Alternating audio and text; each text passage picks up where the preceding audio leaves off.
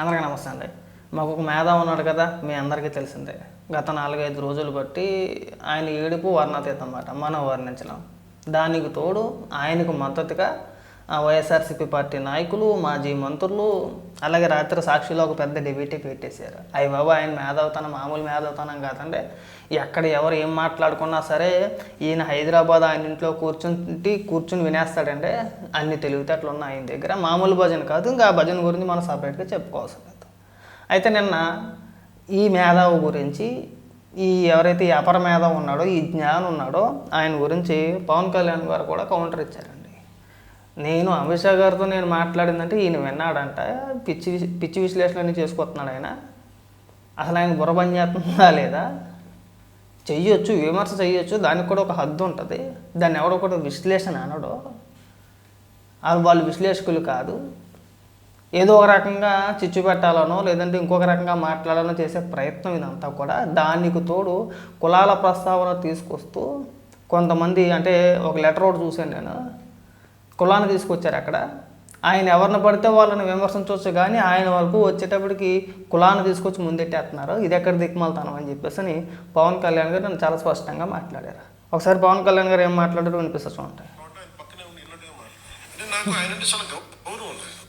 ఈ మధ్యన విశ్లేషకులు ఆయన, నేను అమిత్ షా గారు మాట్లాడుకున్నాం అంటే ఆయన పక్కనే ఉండి ఇన్నట్టుగా మాట్లాడు. అంటే నాకు ఆయన అంటే చాలా గౌరవం, చాలా గౌరవం. ఎందుకంటే నేను ఇంట్లో పెళ్లి కూడా వెళ్ళాను. నేను హియర్సే అనేది విశ్లేషకులు మాట్లాడకూడదు. ఇప్పుడు పలానోళ్ళు చెప్పారు, నాకు అథారిటీ వాళ్ళు ఎవరు చెప్పలేరు. Toughest home minister after Shri Sardar Vallabhbhai Patel, Shri Amit Shah. ఆయనకి నేను ఏదో చెప్పానంట, ఆయన తిట్టారంట. ఇది వీరు విన్నారంట. నాకు ఏమనిపిస్తుంటే, రోడ్డు మీద వెళ్ళే వాళ్ళు ఎవరో మాట్లాడితే వేరు, ఒక క్రెడిబిలిటీ ఉన్న విశ్లేషకులు ఇలా మాట్లాడితే తప్పదు. అమిత్ షా గారి పేరు వినిపిస్తే మటుకు నాకు తప్పు అనిపించింది, దాన్ని ఖండించాలనిపించింది. నేను వెళ్ళి ప్రధానమంత్రి గారితో అమిత్ షా గారితో మాట్లాడితే ఇవే కనిపిస్తాయి, ఇంకేం ఉండవు మాకు సమస్యలు. పవన్ కళ్యాణ్ అనే వ్యక్తిని మీ పెరుగుదల కోసం, మీ ఎదుగుదల కోసం విన్నారు కదా మేధావి గారు మీ గురించి. ఎక్కడైనా సరే మీరు ఈ పిచ్చ విశ్లేషణలు చేసి ఉన్న క్రెడిబిలిటీని పోగొట్టుకోమాకండి. మీరు ఈ మధ్యకాలంలో కూడా నేను చూసా, ఒక ఇంటర్వ్యూలో మీరు చాలా స్పష్టంగా చెప్పుకొచ్చారు, నాకు కాంట్రవర్సీ మహా ఇష్టం అండి, నాకు సబ్స్క్రైబర్లు పెరుగుతున్నారు, వ్యూవర్షిప్ పెరుగుతుంది, రెవెన్యూ బాగా వస్తుందని చెప్పేసి అని మాట్లాడారు. మీరు అలా మాట్లాడిన తర్వాత సోషల్ మీడియాలో మొత్తం అంతా కూడా ఇన్నాళ్ళు ఈయన చేసిన విశ్లేషణ ప్రజల కోసమో, రాష్ట్రాల కోసమో, ప్రాంతాల కోసమో కాదు, కేవలం ఆయనకి యూట్యూబ్లో వచ్చే రెవెన్యూ కోసం అని చెప్పేసి అని ట్రోల్ చేస్తున్నారు. మేధావితనం పక్కన పోయింది, మీకున్న మంచి పేరు ఏదైతే ఉందో అది పక్కకు పోయింది. కేవలం యూట్యూబ్ రెవెన్యూ కోసం ఆయన కాంట్రవర్సీ కామెంట్లు చేసి మళ్ళీ దాన్ని వెనక్కి తీసుకొని ఎవరన్నా ఏదన్నా అంటే ఏడ్చి నానా గగ్గోలు చేసేది ఆయన కేవలం యూట్యూబ్ నుంచి వచ్చే రెవెన్యూ కోసం అని చెప్పేసి ట్రోల్ చేస్తున్నారు. నేను అనట్లా, ట్రోల్ చేస్తున్నారు. మళ్ళీ నేనంటే ఏడ్చేస్తాను, నాకు తెలిసే విషయం. ఇలాంటి పిచ్చి విశ్లేషణ మానేసుకుంటే బాగుంటుంది. మొన్న ఒక వీడియో చూసినట్టున మీకు సంబంధించిందే. మీరు చాలా లాజికల్గా మాట్లాడతారని చెప్పేసి అనుకుంటారు ఒక్కొక్కసారి, కానీ చాలా తెలివి తక్కువతనంగా మాట్లాడతారండి. చాలా సందర్భాల్లో నేనే అన్నా, మీరు తెలంగాణ వ్యక్తి కదండి, తెలంగాణలో కూడా రాజకీయాలు నడుస్తున్నాయి, అంటే తెలంగాణలో కూడా ప్రభుత్వం ఉంది, అక్కడ రాజకీయ పార్టీలు ఉన్నాయి. మీ ప్రాంతం గురించి, మీ ప్రజల గురించి, మీ ప్రజా సమస్యల గురించి, అక్కడ ప్రభుత్వాల గురించి, లేదంటే అక్కడ ప్రతిపక్ష నాయకుల గురించి ఎందుకు మాట్లాడరండి మీరు? అసలు మాట్లాడితే ఆంధ్రప్రదేశ్ గురించి ఎందుకు మాట్లాడతారని చెప్పేసి చాలా సందర్భాల్లో నేను కూడా అడిగాను. దానికి ఆయన కౌంటర్గా ఒక ఇంటర్వ్యూలో చంద్రబాబు నాయుడు గారు హైదరాబాద్లో ఎందుకుంటున్నారో, పవన్ కళ్యాణ్ గారికి హైదరాబాద్లో ఏం పని అని చెప్పేసి మాట్లాడాడు. ఇల్లు కట్టుకొని ఎవరైనా ఉండొచ్చు, నువ్వు కూడా వచ్చి ఇక్కడ ఉండొచ్చు, ఇల్లు కట్టుకొని ఉండొద్దని చెప్పేసి ఎవడో అనట్లేదు. అలాగే వీళ్ళు తమిళనాడులో ఎన్నికల ప్రచారానికి ఎందుకు వెళ్ళారు? ఆంధ్రప్రదేశ్ రాజకీయ నాయకులు కదా, తమిళనాడు ఎన్నికల ప్రచారానికి ఎందుకు వెళ్ళాలి?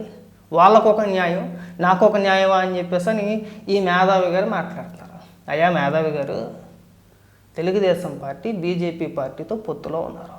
తెలుగుదేశం పార్టీ బీజేపీ పార్టీ పొత్తులో భాగంగా ఆయన ప్రచారానికి వెళ్ళాడు.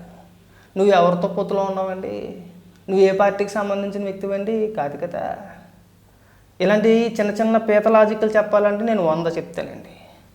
ఇప్పుడు తెలుగుదేశం, బీజేపీ, జనసేన కలిసి ఉన్నాయండి, కూటమి కదా. దేశంలో ఎక్కడ ఎన్నికలు జరిగినా సరే వెళ్తారో ప్రచారం చేస్తారో మాకు ఓటు వేయండి అని చెప్పేసి అడిగే హక్కు ఉంది. ఎందుకంటే అఫీషియల్గా పొత్తు ఉంది కాబట్టి కదా. పోనీ మీకు ఏమైనా వైఎస్ఆర్సీపీ పార్టీతో సంబంధం ఉందా అండి? పోనీ ఏమైనా మీరు వైఎస్ఆర్సీపీ పార్టీ ప్రతినిధా అండి? కాదు కదా. మరి ఈ లాజిక్కి కూడా మీరు సమాధానం చెప్తే వినాలని చెప్పేసి మా కోరిక అండి. వద్దండి, ఏడుపులు వద్దు. నేను యుద్ధాలు చేసేస్తానండి, 4 బొమ్మ కత్తులు ఎట్టండి, గిరగిర తిప్పేస్తానండి, నేను యుద్ధం చేస్తే మామూలుగా ఉండదండి అనడం, నా మీద కేసులు ఎట్టేశారు, నా మీద కేసులు ఎట్టేశారు, నా మీద కేసులు ఎట్టారు అని చెప్పేసి ఏడిచేయడం, మళ్ళీ యుద్ధాన్ని ఎక్కడితో ముగించేస్తున్నానని చెప్పేసి మీరే చెప్పాడు. సరే, ఇవన్నీ కూడా మీకున్న క్రెడిబిలిటీని మీరు పోగొట్టుకుంటున్నారు. పోయింది. ఒకనొక సందర్భంలో మీకున్న మంచి పేరు ఏదైతే ఉందో దాన్ని మీ చేతులా మీరే నాశనం చేసుకుంటున్నారు. మళ్ళీ ఇదేం సపరేట్గా ఏం చెప్పవసరం లేదు. మీ క్రెడిబిలిటీ ఎప్పుడైతే జగన్మోహన్ రెడ్డి బొమ్మ పాస్బుక్ల పైన ఉంటే తప్పేంటి అని చెప్పేసి అడిగారో అప్పుడే సగం పోయింది. మీరు మొన్న చేసిన చిల్లర వ్యాఖ్యలకి ఉన్నది కాస్త పోయింది.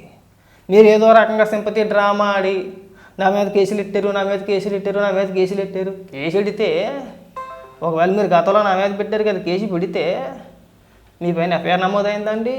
మీకు ఎవరైనా వచ్చి నోటీసులు ఏమైనా ఇచ్చారా? మిమ్మల్ని ఏమైనా విచారణకి పిలిచారా? మీ పైన ఏమైనా ఛార్జ్షీట్ వేసారా? లేదు. వార్తలు, ఊహాగానాలు, ఫిర్యాదు చేశారు, కంప్లైంట్ నమోదు అవ్వలేదు, ఎఫ్ఐఆర్ చేయలేదుగా. దాదాపు ఒక 7-8 ఛానల్స్కి వెళ్ళినట్టున్నావు కదా, నా మీద కేసు ఎట్టేశారు, నా మీద కేసు ఎట్టేశారు, నా మీద కేసు ఎట్టేశారు. ఇదే ఏడుపా? ఇదే సింపతి అండి? నాకు అర్థం కావట్లేదు. ఇది ఎక్కడ దిక్కుమాలి ఏడుపండి? మిమ్మల్ని ఎవడు మాట్లాడమన్నాడో, తప్పు అయిపోయిందని చెప్పేసి ఎవడు వెనక్కి తీసుకోమన్నాడో, అనవసరంగా కంట్రోల్ తెప్పిందండి. యూట్యూబ్లో నాకు రెవెన్యూ బాగా వస్తుందంటే సబ్స్క్రైబర్లు పెరుగుతున్నారని చెప్పేసి ఎవడు మాట్లాడమన్నాడు? కింద రోల్ చేస్తుంటే ఎవడు ఏడమన్నాడు? రాత్రి ఒక ట్వీట్ వేసేసాడు, నేను యుద్ధాన్ని ఇక్కడితో ముగించేస్తున్నాను. ఎవరు ప్రారంభించమన్నారో, ఎవరు ముగించమన్నారో? మీ క్రెడిబిలిటీ పోతుందని చెప్పేసి మీకు అర్థమైంది. మీరు గతంలో మాట్లాడిన వీడియోలు సోషల్ మీడియాలో విపరీతంగా వైరల్ చేస్తున్నారు.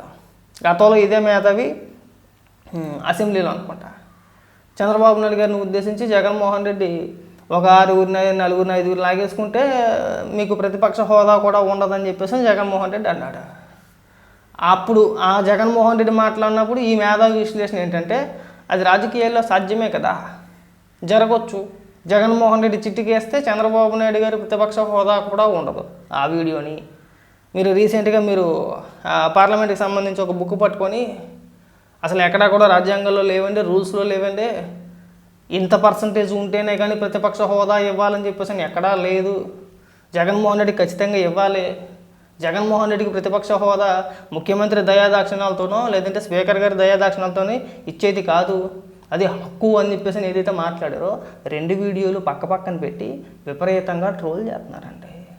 2 మీరు మాట్లాడిందే. చిటికేస్తే చంద్రబాబు నాయుడు గారి ప్రతిపక్ష హోదా కూడా ఉండదు అని మాట్లాడింది మీరే. జగన్మోహన్ రెడ్డికి ప్రతిపక్ష హోదా ఎందుకు ఇవ్వరండి, అవేమి దయాదాక్షిణ్యాలు కాదు అని చెప్పేసి మాట్లాడింది మీరే. అలాంటి వీడియోలు బోల్డ్ వైరల్ అవుతున్నాయండి సోషల్ మీడియాలో. ఒకసారి చూసుకోండి. ఉన్న క్రెడిబిలిటీని పోగొట్టుకోమాకండి, ఇంకా ఆపియండి. ఈ ఆడడం ఆపియండి. ముందు కేసెట్టేశారు, మీరు కేసెట్టేశారని చెప్పేసి ఎన్నిసార్లు ఏడ్చినా, ఎన్నిసార్లు వీడియోలు చేసినా ఇంక 10సారి మేము కూడా చేయాల్సి వస్తుందండి. మీరు కేసెట్టారు, చాలా చిరాకుగా ఉంటుందండి. మళ్ళీ కాంట్రవర్సీ కోసమో, సబ్స్క్రైబర్ల కోసమో, రెవెన్యూ కోసమో అని చెప్పేసి ప్రయత్నాలు చెప్పమాకండి. జనాలు ఊసేస్తున్నారు ముఖం మీద ఇప్పటికే. ఈయనేమో ఇంతకాలం కూడా ఈయన ఏదో విశ్లేషణ చేస్తూ ఉంటే ప్రజల మంచి కోరి, మేలు కోరి, ప్రాంతాల అభివృద్ధి కొరకు ఈయన ఏదో విశ్లేషణ చేస్తున్నాడేమో అనుకున్నాం. ఈయనేంటారా బాబు రెవెన్యూ కోసం చేస్తున్నాడని చెప్పేసి చెప్తున్నాడు.